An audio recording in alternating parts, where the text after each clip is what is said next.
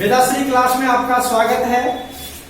चलिए आज हम लोग पढ़ते हैं Faraday's law of electrolysis. Okay, हम लोगों ने इलेक्ट्रोलाइसिस पढ़ लिया था।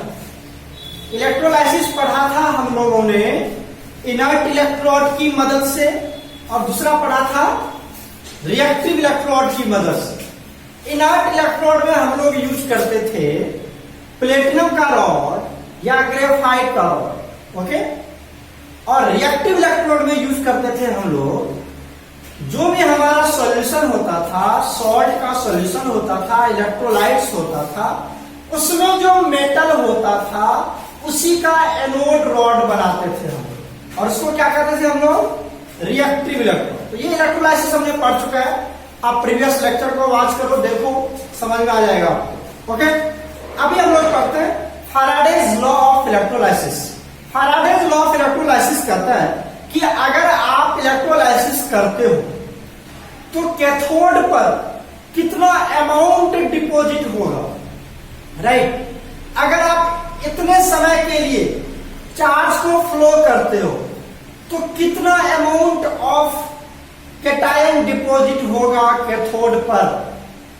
इस मतलब क्वांटिटी, हमको अगर हम क्वांटिटिव एनालिसिस करना चाहते हैं तो हमें फैराडेज लॉ पढ़ना पड़ेगा। क्वांटिटिव एनालिसिस मतलब कितना अमाउंट चार्ज का डिपॉजिट होगा कैथोड के ऊपर, कितना समय के लिए चार्ज को फ्लो करना है। ओके, यही सब बात करेंगे हम लोग। तो चलिए हेडिंग रखिए फैराडेज लॉ ऑफ इलेक्ट्रोलाइसिस, और उसमें हम लोग पढ़ेंगे फर्स्ट लॉ ऑफ इलेक्ट्रोलाइसिस। तो प्यारे बच्चों, हेडिंग रख लो फैराडेज लॉ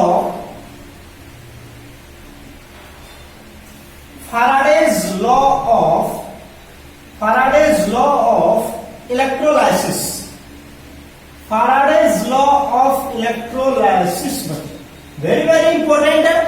आज जो मैं कंसेप्ट आपको बताऊंगा बोर्ड लेवल से लेकर के आपका जितना भी कंपटीशन का क्वेश्चन होता है सारा क्वेश्चन आपका बन जाएगा।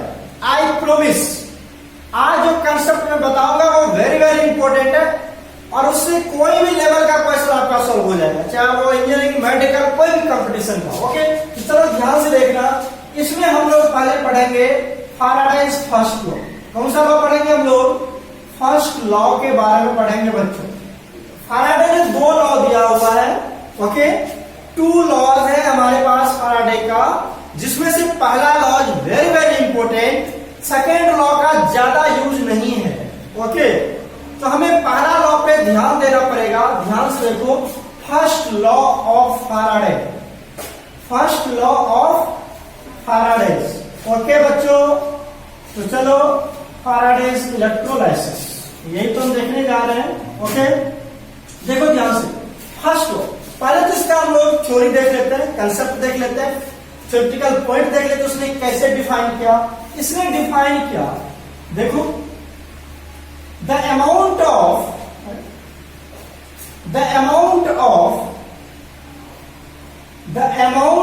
कैटायन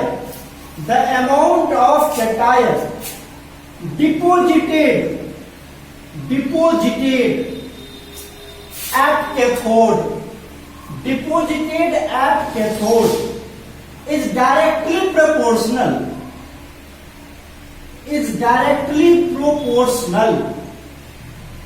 मेरी आवाज सुन करके भी आप लोग लिख सकते हो, कोई दिक्कत नहीं है।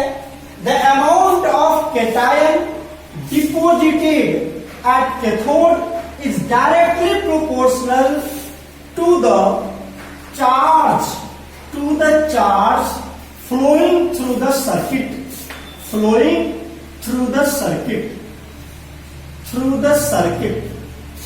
बच्चों ध्यान दो, 100% समझ में आएगा तुम्हें क्या कहता है। यही थ्योरी है, बस इतना ही थ्योरी है, और इसी को हम लोग इलेबोरेट करेंगे। ओके, क्या कहा?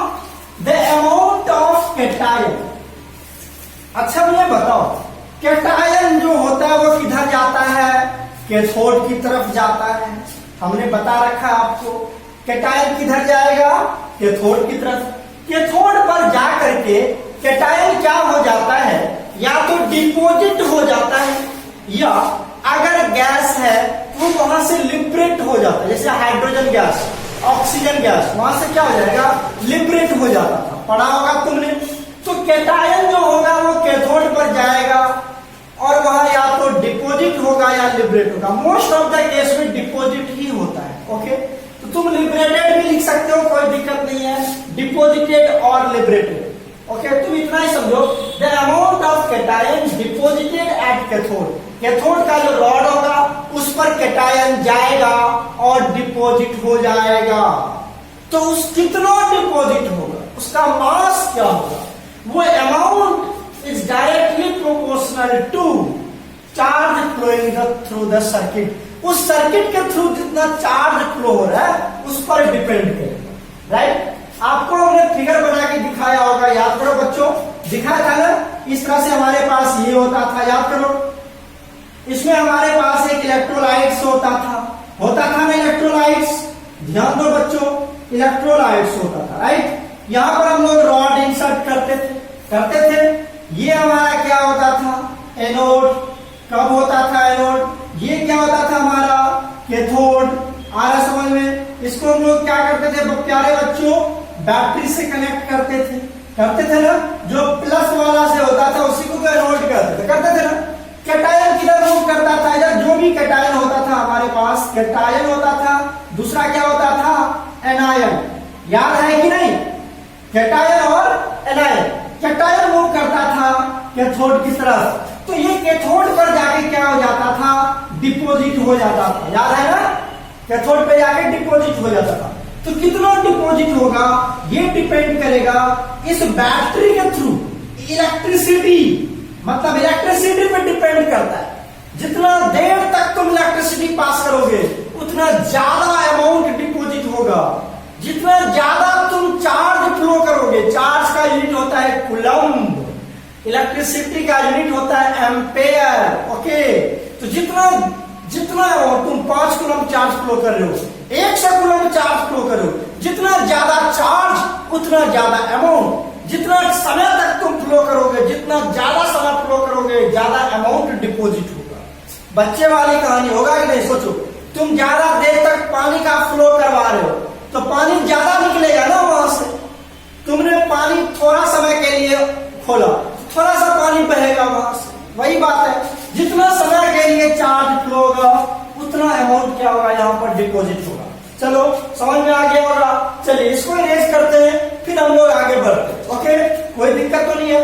अब देखो ये थ्योरी क्या कहा, इस थ्योरी की बात करते हैं और इसका मैथमेटिकल एक्सप्लेनेशन देखते हैं हम लोग। मेरे प्यारे बच्चों बोलो, अमाउंट ऑफ चार्ज को किसमें लोगे, मास में, मतलब मास ऑफ चार्ज। अमाउंट को जनरली किसमें लोगे तुम, मास ऑफ चार्ज, ठीक है, इज डायरेक्टली प्रोपोर्शनल टू किसका, मास ऑफ चार्ज। बच्चों सॉरी बच्चों, कैटायन है, देखो कैटायन है, sorry, mass of cation is directly proportional to किसका, charge flowing through the circuit.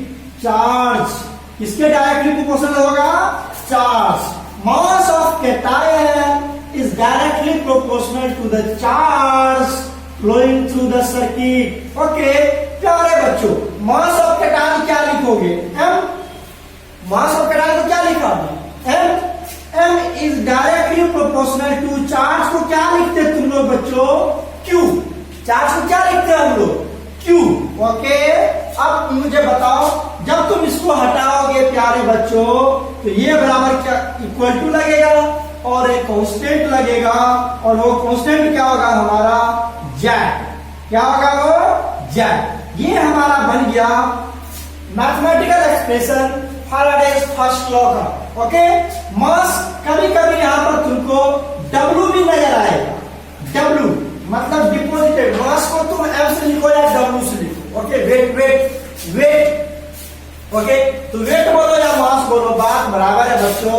तो मास और या weight of the cation is directly proportional to the charge. Directly proportional को हटाया तो इक्वल टू, और ये जेड लिख दिया। अब बात देखो बच्चों, यहां पर देखो, ये हमारा जेड क्या है, जेड है हमारा इक्विवेलेंट इलेक्ट्रोकेमिकल इक्विवेलेंट। चलो लिख दे दे रहा हूं मैं, ये हमारा इलेक्ट्रोकेमिकल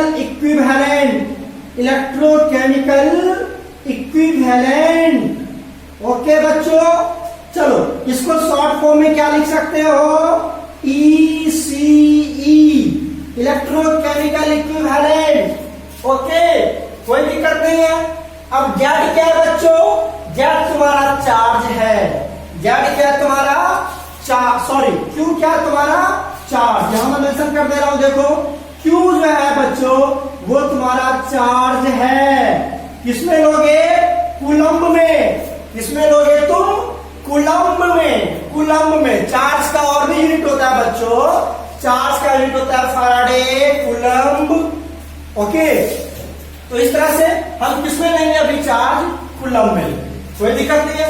एम क्या पता चल गया तुम्हारा, ये जो है हमारा एम या डब्ल्यू, ये है हमारा मास of cation deposited, mass of cation deposited, उसी को हमने कहा डब्ल्यू और एम। बोलो कंसेप्ट क्लियर है। मास और डब्ल्यू को हमने मास ऑफ कैटायन लिख लिया और डब्ल्यू को क्यू क्या हमारा चार्ज, किसमें लोगे, कूलम्ब में। जेड क्या हमारा इलेक्ट्रोकेमिकल इक्विवेलेंट। ओके, कोई दिक्कत नहीं है। चलो आगे बढ़ते हैं, इसको रेज करते हैं। फैराडे लॉ का कंसेप्ट समझ में आ गया, थ्योरेटिकल पॉइंट, और दूसरा क्या समझ में आया, इसका मैथमेटिकल एक्सप्रेशन भी समझ में आ गया, राइट। अब मुझे बताओ हमको क्या समझ में आया कि मास जो होगा कैटायन का वो किसके प्रोपोर्शनल होगा, चार्ज का डायरेक्टली प्रोपोर्शनल होगा।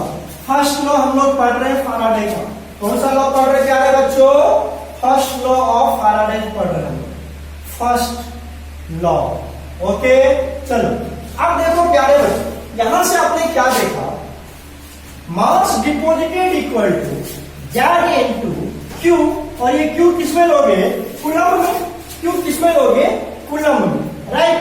अब चलो आगे चलते हैं। यहां से तुम्हें यह जानने की जरूरत नहीं कि जेड क्या है, ये तो मैं आपको बता दिया कि मेरे प्यारे बच्चों जेड हमारा इलेक्ट्रोकेमिकल इक्विवेलेंट है, इलेक्ट्रोकेमिकल इक्विवेलेंट। ओके, अब तुम्हें यह जानना है कि जेड का वैल्यू निकालोगे कैसे, ये जानना जरूरी है। तुम्हें डेफिनेशन जानने की जरूरत नहीं कि जेड क्या है, तुम्हें यह जानना है कि जेड निकालेंगे कैसे। तो जेड निकालने का फॉर्मूला होता है बच्चों, अभी मैं बता रहा हूं, तुम्हें यही याद रखना। वैसे इलेक्ट्रोकेमिकल इक्विवेलेंट वेट, इस सब का सारा कंसेप्ट हम लोग 11th क्लास में पढ़ लेते हैं। ओके, लेकिन तुम्हें अभी मैं उतना डिटेल में नहीं बताऊंगा, हमारे सिलेबस में जितना उतना ही कवर करेंगे। ओके, जेड बराबर क्या होता है तुम्हारा, इक्विवेलेंट वेट। क्या होता है प्यारे बच्चों, equivalent weight divided by 96500, right. ये होता है हमारा इक्विवेलेंट वेट। जेड का वैल्यू यही आता है, जेड बराबर इक्विवेलेंट वेट बाई 96500। ओके, अब बात आती है, चलो यहां पर पुट करते हैं, एम बराबर क्या लिखोगे, जेड का वैल्यू पुट कर दो, equivalent weight divided by 96500 into Q C. Am I right, कोई दिक्कत नहीं है, समझ में आ गया। अब प्रॉब्लम आता है, सर अब ये इक्विवेलेंट वेट कैसे निकालोगे, राइट। ये तो आपको पता ही है, 965 कांस्टेंट वैल्यू है, क्यू क्या हमारा कूलम्ब है, चार्ज है कूलम्ब में। ओके, अब अगर इक्विवेलेंट वेट कैसे निकालोगे, इक्विवेलेंट वेट क्वेश्चन सॉल्व करेंगे तो आपको 100% समझ में आएगा। ओके, इक्विवेलेंट वेट बराबर होता है बच्चों मॉलिक्यूलर वेट, क्या होता है हमारा, लिख लेना प्यारे बच्चों, molecular weight by N factor. Molecular weight या एटॉमिक वेट भी कह सकते हो, एटॉमिक वेट या molecular weight divided by N factor. Okay, ये हमारा होता है इक्विवेलेंट का फॉर्मूला। ओके, चलो अब यहां से m बराबर पुट करते हैं बच्चों, क्या होगा, इक्विवेलेंट वेट के लिए तुम क्या लिख सकते हो, देखो क्या लिखे हो, molecular weight divided by N factor, okay, into ये तो बच गया, कर दो 1/96500 इंटू QC, राइट? बोलो, सही लिखे हैं? आ रहा समझ में? चलो आगे बढ़ते हैं प्यारे बच्चों। QC क्या है? Q क्या हमारा चार्ज है, ये क्या है बच्चों? Charge in coulomb, charge in coulomb. Okay, अब बताओ, तुमने 9th 10th 11th में भी पढ़ा होगा प्यारे बच्चों, Q बराबर क्या होता है? I इंटू T, होता है कि नहीं होता? Q बराबर I इंटू T। I क्या मेरे प्यारे बच्चों? ये तुम्हारा करेंट है, किसमें लोगे? एम्पेयर में। I क्या तुम्हारा? करेंट, और किसमें लोगे? एम्पेयर में। T क्या तुम्हारा? टाइम। T क्या तुम्हारा? टाइम, और ये किसमें लोगे तुम प्यारे बच्चों? सेकेंड में। किसमें लोगे? सेकेंड। ओके, कंसेप्ट क्लियर है? सारे पॉइंट्स हमने क्लियर कर दिया। जेड क्या है, इक्विवेलेंट वेट कैसे निकालोगे, क्यू क्या है, आई क्या है, टी क्या है, सब कुछ हमने बता दिया। अच्छा, एक प्रॉब्लम आता है, एन फैक्टर क्या है? एन फैक्टर मतलब वैलेंसी। एन फैक्टर मतलब वैलेंसी। बस 9th 10th में वैलेंसी करते हैं, 11th 12th में उसका अच्छा सा नाम रख देते हैं हम लोग, एन फैक्टर। बस इतना ही समझो, N factor means valency. Okay, चलो अब बताओ, थोड़ा सा और इसको इलेबोरेट करते हैं प्यारे बच्चों। ये क्या होगा? एम मतलब mass deposited of cation. Okay, कैसे लिखोगे? Molecular weight divided by N factor, लिखोगे ना, into 1/96500 into I into T. तुम्हारा यही फॉर्मूला जो है बच्चों, कोई भी क्वेश्चन इस पर तुम्हारा बन जाएगा, कोई भी क्वेश्चन इस पर तुम्हारा बन जाएगा। ये वेरी वेरी इंपॉर्टेंट है प्यारे बच्चों। ये तुम्हारा फैराडेज का फर्स्ट लॉ का हमने मैथमेटिकल फॉर्मूला देख लिया। ओके, इसी के बेसिस पर चाहे कोई भी क्वेश्चन हो तुम्हारा, कोई भी क्वेश्चन उठाओ, इस पर तुम्हारा बन जाएगा। ओके, कॉपी कर लिया इसका। हम लोगों ने फर्स्ट लॉ का फॉर्मूला देख लिया, फैराडेज फर्स्ट लॉ का, उसके बाद उसका डेफिनेशन देख लिया, सब कुछ समझ में आ गया होगा। एक बात और मैं बता दूं आपको, ये जो 96500 देख रहे हो, 96500, ये क्या है? थोड़ा इसके बारे में बात कर लेते हैं और फिर चलेंगे हम लोग क्वेश्चन की तरफ। एक दो न्यूमेरिकल्स देख लेंगे, उसके बाद हमारा सारा कंसेप्ट क्या हो जाएगा, समझ में आ जाएगा। चलो देखो, अभी 96500 क्या है? 96500 बच्चों, मुझे एक बात बताओ, चार्ज ऑन 1 इलेक्ट्रॉन कितना होता है बच्चों? चार्ज ऑन 1 इलेक्ट्रॉन कितना होता है? 1.6 इंटू 10⁻⁻19 कूलम होता है ना। Charge on 1 electron, charge on 1 electron होता है 1.6 इंटू 10⁻⁻19 कूलम। अब मुझे बताओ, अगर हम एक चार्ज, चलो इसे लिख लेता हूं मैं, चार्ज ऑन 6.023 इंटू 10⁻23 इलेक्ट्रॉन निकालूं, एक इलेक्ट्रॉन का चार्ज इतना है, राइट? तो इतने इलेक्ट्रॉन का चार्ज कितना होगा? तो क्या करना पड़ेगा? मल्टीप्लाई करना पड़ेगा। क्या करना पड़ेगा? 6.023 इंटू 10⁻23 इंटू करना पड़ेगा प्यारे बच्चों 1.6 इंटू 10⁻⁻19 कूलम करना पड़ेगा, राइट? एक इलेक्ट्रॉन का चार्ज इतना, तो इतना इलेक्ट्रॉन का चार्ज मल्टीप्लाई कर दिया। मेरे प्यारे बच्चों, जब इस दोनों को मल्टीप्लाई करोगे तो इसका वैल्यू आएगा 96546 के लगभग में आता है, इतना कूलम। ओके, 996, ये आपका आ जाएगा, एक सेकेंड, 96446 के अप्रॉक्स में आएगा। कर लेना मल्टीप्लाई, वैसे करने की जरूरत नहीं है, मैं तुम्हें एक आइडिया बता रहा हूं। ओके, तो जब तुम इसको मल्टीप्लाई करोगे तो 96446 कूलम आता है, अप्रोक्सीमेटली इतना आता है। तो आईयूपीएसी ने इसको कितना मान लिया? इसको मान लिया 96500 कूलम मान लिया इसको। Okay, 96500 500 coulomb. तो ये बच्चों क्या है, ये आपका charge of 1 mole of electron. ये क्या बच्चों, इसको तुम क्या लिख सकते हो, इसको तुम 1 मोल लिख सकते हो ना, वही तो मैंने लिखा, charge of 1 mole of electron. Getting my points? कितना हो गया, 96500 कूलम। तो यार वैल्यू याद रखना, ये कभी पूछता नहीं है, मैंने तुम्हें नॉलेज के लिए बता दिया। ओके चलो, कोई पूछेगा 196,500 क्या हमारा, ये है हमारा चार्ज और 1 मोल ऑफ इलेक्ट्रॉन, और इसी को हम लोग कहते हैं 1 फैराडे, मतलब 1 F बराबर 96500 कूलम। लिख लेना, 1 फैराडे कहते हैं इसको हम, 1 फैराडे 96500 कूलम को क्या कहते हैं हम लोग, 1 फैराडे 1 F। ओके चलो इरेज करें। हम लोग एक क्वेश्चन सॉल्व करते और उस क्वेश्चन के थ्रू देखते हैं कैसे हम इसके फॉर्मूला का यूज करेंगे। ओके चलो, क्वेश्चन है प्यारे बच्चों, कैलकुलेट the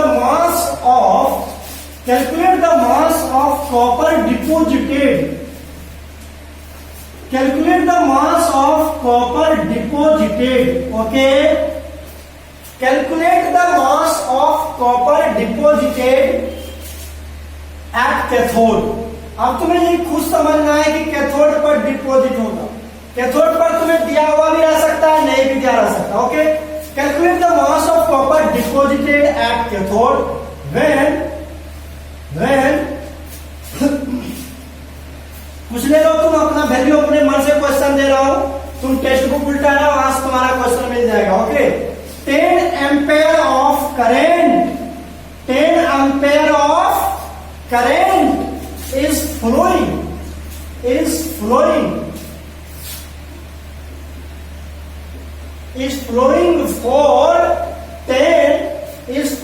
for तुम दे दो 965 second.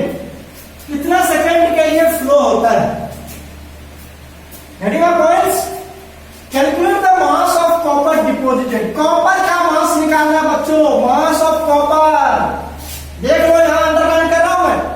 Calculate the mass of copper deposited when 10 ampere of current is flowing through 965 second. कितने सेकेंड के लिए पास होता है, कितना एम्पेयर करंट मूव कर रहा है, कितने समय के लिए, इतना सेकंड के लिए, तो कितना कॉपर डिपॉजिट होगा मेरे प्यारे बच्चों। इसका आंसर देखो, आंसर मेरे को बताओ, तुम्हें क्या क्या दिया हुआ है, पहले लिखो गिवन में क्या दिया हुआ मेरे प्यारे बच्चों, टाइम दिया हुआ 965 एम्पेयर दिया हुआ, क्या दिया हुआ, करंट दिया हुआ ना, मतलब आई दिया हुआ, कितना दिया हुआ 10 एम्पेयर। Very good. उसके बाद ये जो कॉपर है बच्चों, ये तुम्हें किस रूप में, कैटायन बनाएगा ना, कॉपर क्या बनाएगा तुम्हारा, कैटायन, और वो कॉपर का कैटायन क्या होता है प्यारे बच्चों, Cu+2। कॉपर कौन सा कैटायन बनाता है, Cu+2 कैटायन बनाता है।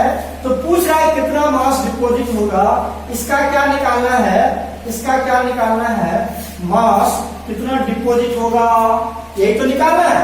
ओके चलो, तो मेरे प्यारे बच्चों बताओ यहां से फॉर्मूला क्या होता है, m बराबर क्या होता है, याद है तुमको, m बराबर होता था, यहां तो ये आयन है तो आयनिक मास ले सकते हो, एटम है, मॉलिक्यूल तो नहीं है ना, तो क्या लोगे तुम, यहां पर ले लो एटॉमिक मास डिवाइडेड बाय, याद करो formula, m factor into 1/96 96500 into I into T. Gate my points. तो बच्चों बैठा लो यहां पर, क्या दिक्कत है, कॉपर का एटॉमिक मास भी तुम्हें प्रॉब्लम में दिया हुआ है, मैं यहां मेंशन कर दे रहा हूं।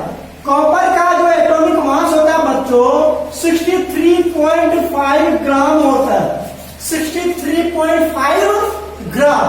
तो इसको तुम कितना मान लो, इसको मान लो 64 ग्राम, क्या मान लोगे 64। कॉपर का मास कितना होता है 64, एटॉमिक मास, अरे बच्चों हाइड्रोजन का एटॉमिक मास 1,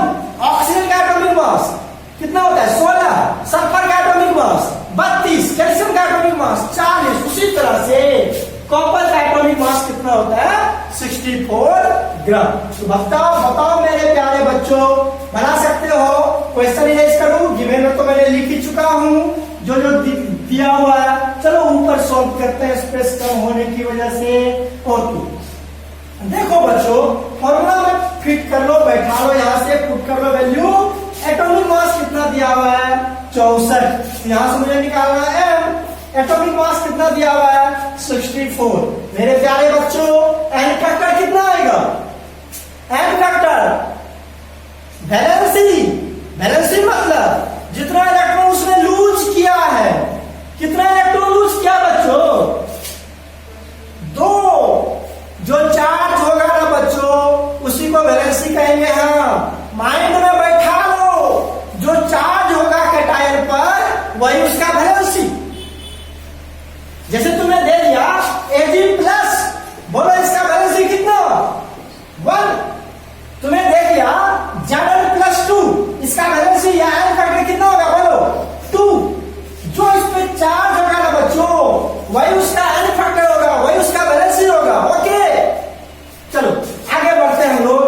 अब बताओ मुझे एक बात, यहां से तुम्हारा एन फैक्टर का वैल्यू कितना आएगा 2 रख लिया हमने इनटू क्या लिखोगे 1/96500 इनटू आई कितना दिया हुआ है 10 एम्पेयर इनटू टाइम कितना दिया हुआ बच्चों 965।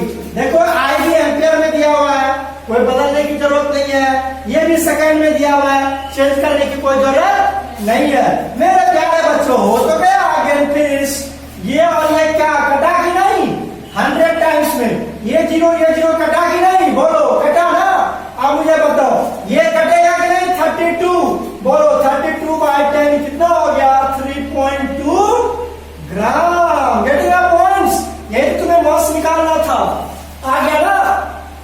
कोई दिक्कत? तो हमारा ये क्वेश्चन बन गया, बहुत इजी क्वेश्चन था बच्चों। 1 मिनट में क्वेश्चन बनेगा, 1-2 बार प्रैक्टिस करोगे, 1-2 क्वेश्चन बनाओगे, सारा कंसेप्ट क्लियर हो जाएगा तुम्हारा। बोलो समझ में आ गया?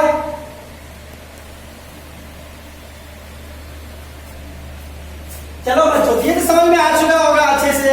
फॉर्मूला का हमने यूज भी कर लिया, कंसेप्ट भी समझ गया किस तरह से मुझे बनाना है। ओके चलिए आगे बढ़ते हैं हम लोग। यहां से आप लोग प्रैक्टिस करते रहना, जो भी क्वेश्चन नहीं बनेगा बच्चों तो वहां पर कभी कभी तुम्हें यहाँ पर क्या देगा टाइम निकालने के लिए दे देगा। ओके मास डिपॉजिट दिया हुआ रहेगा, कहेगा कितने समय के लिए चार्ज फ्लो करना है, क्या करना है, सब कुछ देगा तुम्हें। एक वैल्यू नहीं दिया हुआ रहेगा वो तुम कैलकुलेट कर सकते। सारे वैल्यू दिया हुआ रहेगा, एक वैल्यू नहीं दिया हुआ रहेगा, चाहे टाइम नहीं दिया हुआ हो, चाहे करंट तुमसे पूछ ले, क्या तुमसे मास पूछ ले, सारे वैल्यू दिया रहेगा, एक नहीं दिया तो तुम उसमें फॉर्मूला में बैठा लो निकाल लो बस। बच्चे वाली कहानी है। चलो बच्चे वाली कहानी तब होती है मेरे प्यारे बच्चों जब वो कंसेप्ट तुम्हें समझ में आ जाता है। अगर वो कंसेप्ट समझ में नहीं आता है तो फिर वो बच्चे वाली कहानी नहीं होती, फिर वो कहानी लंबी हो जाती है, तुम पढ़ते हो समझ में ही नहीं है। चलो हम लोग चलते हैं फैराडेज सेकेंड लॉ की तरफ। फैराडेज सेकेंड लॉ, इसका कोई ज्यादा यूज नहीं है, 5-10% चांस है कि कभी कभार पूछे, लेकिन पूछता भी नहीं है, ज्यादा तुम्हें फर्स्ट लॉ से आएगा। तो फर्स्ट लॉ अच्छे से पढ़ना समझना जाए। ओके चलो सेकेंड लॉ में हमारे सिलेबस में तो पढ़ लेते हैं हम लोग, कोई दिक्कत नहीं है। लिख लो second law of Faraday's electrolysis. Faraday's electrolysis का सेकेंड लॉ पढ़ने जा रहे हैं, Faraday's law of second. Okay क्या कहा उसने? सबसे पहले तो मैं फिगर बना दूं, फिगर बना लेता हूं। यहां पर देखो, यहां पर उसने 2-3 ये लिया सॉल्यूशन लिया, नीचे से बना रहा हूं मैं। यहां पर उसने 2-3 सॉल्यूशन ले लिया। ओके तुम 2 भी ले सकते हो, 3 भी ले सकते हो, जैसी तुम्हारी इच्छा। हम तुम्हें 3 लेकर के बता रहे हैं। ओके ये तुम्हारा 3 सॉल्यूशन है। Getting my points? अब इसको क्या किया, सॉल्यूशन अलग अलग भर लिया। इसमें ले लिया मान लो ZnSO4 इलेक्ट्रोलाइट है बच्चों, इसमें ले लिया क्या ले लिया CuSO4, इसमें ले लिया तुम्हारा AgNO3, क्या ले लिया AgNO3 ले लिया, कोई दिक्कत नहीं है, थ्योरी समझो, थ्योरेटिकल क्वेश्चन ही आता है। और इसको क्या किया, बैटरी से कनेक्ट किया, बैटरी से कनेक्ट किया। देखो कैसे कनेक्ट करोगे, एक रॉड यहां इंसर्ट करोगे, क्या है बच्चों, एक रॉड यहां इंसर्ट करोगे। ओके, कर दिया इंसर्ट, कोई दिक्कत नहीं है। चलो अब क्या करते हैं, हम इसको बैटरी से कनेक्ट करते हैं, राइट, यहां से हमने बैटरी से कनेक्ट कर, इसको कनेक्ट कर दिया बैटरी से। सर्किट तो कंप्लीट हुआ नहीं ना, इसको भी तो कंप्लीट करना पड़ेगा। तो चलो यहां पर एक रॉड लिया, यहां पर एक रॉड लिया, यहां पर एक रॉड लिया, यहां पर एक रॉड लिया। ओके, क्या करो तुम, इसको वायर से कनेक्ट कर दो, कर दिया ना वायर से कनेक्ट, इसको भी वायर से कनेक्ट कर दो, सब कनेक्ट हो गया वायर से, कोई दिक्कत नहीं है, हो गया ना। चलो इतना समझ में आ गया, ये स्ट्रक्चर समझ में आ गया। अब ये इसका क्या है, पिक्टोरियल व्यू है, ये भी तुम्हें बनाना पड़ेगा जब भी क्वेश्चन आता है। तुम 2 भी ले सकते हो, हम 3 भी ले सकते हैं, 4 भी ले सकते हैं, कोई दिक्कत नहीं है। ओके, तुम 2 भी लेके बना सकते हो, तुम्हारे सिलेबस में 2 ही दिया, हमने 3 लेके बना दिया, बता दिया तुमको, कोई दिक्कत नहीं है। चलो फिगर बना लिए हो, फिगर कंप्लीटेड है, आगे बढ़ो। ये तुम्हारा एक सॉल्यूशन है, सॉल्यूशन 1, जिसमें तुमने क्या लिया, GnSO4 का सॉल्यूशन, इसमें CuSO4 का सॉल्यूशन, इसमें AgNO3 का सॉल्यूशन। ओके, चलो इसका थ्योरी देखते हैं, थ्योरी समझते हैं, थ्योरी क्या करते हैं। फिगर बना लिए हो, इरेज करूं, चलो थ्योरी देखो क्या करता है। चलो यहीं पर थ्योरी मैं नीचे मेंशन कर दे रहा हूं, नीचे देखना, थ्योरी मेंशन कर रहा हूं। Second one states that mass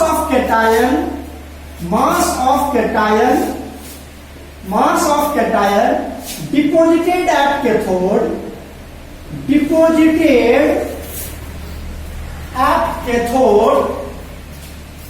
is directly proportional to mass of cation. It states that mass of cation deposited at cathode is directly proportional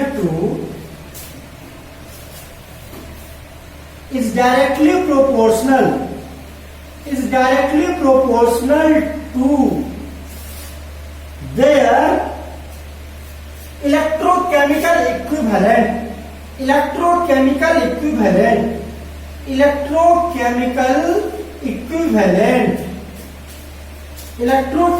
equivalent when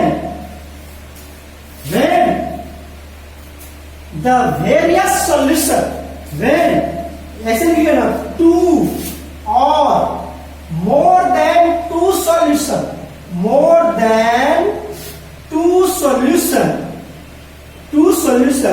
are connected in series,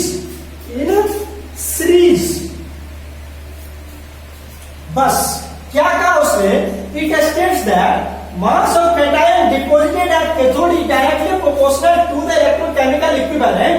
कब, when 2 or more than 2 solution are connected in series. जब series में connect होगा तो क्या होगा बच्चों, current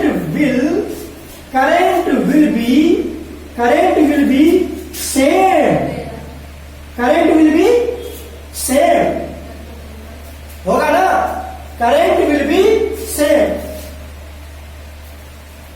सब solution, जितना भी सॉल्यूशन है, सबके थ्रू उतना ही अमाउंट ऑफ करंट क्या होगा, पास होगा। तुम्हें पढ़ा होगा ना सीरीज कनेक्शन, क्या होता है, सीरीज कॉम्बिनेशन और पैरेलल कॉम्बिनेशन ऑफ रेसिस्टर, पढ़ा होगा ना।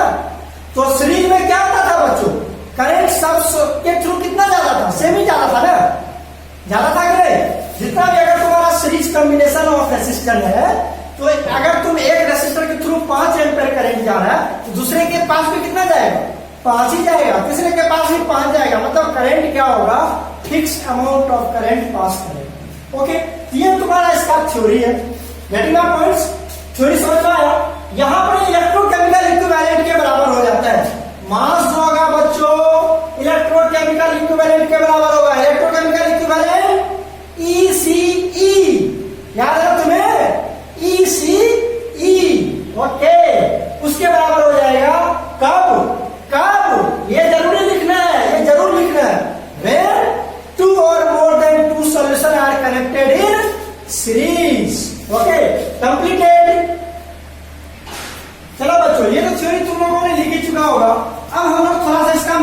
मैथमेटिकल एक्सप्रेशन देख लेते हैं और फिर तुमको ये सब कुछ समझ में आ जाएगा। मैथमेटिकल एक्सप्रेशन क्या होगा मेरे प्यारे बच्चों? चलो मुझे एक बात बताओ, इसके लिए तुम क्या लिखोगे? इसके लिए क्या लिखोगे? m बराबर क्या लिखोगे? ZQ लिखोगे ना, ZQ लिखोगे ना इसके लिए। ये सॉल्यूशन 1 है मान लो, ये क्या तुम्हारा सॉल्यूशन 1, ये सॉल्यूशन तुम्हारा 2, ये सॉल्यूशन तुम्हारा 3, ये सॉल्यूशन तुम्हारा 1। ओके, इसके लिए क्या लिखा तुमने?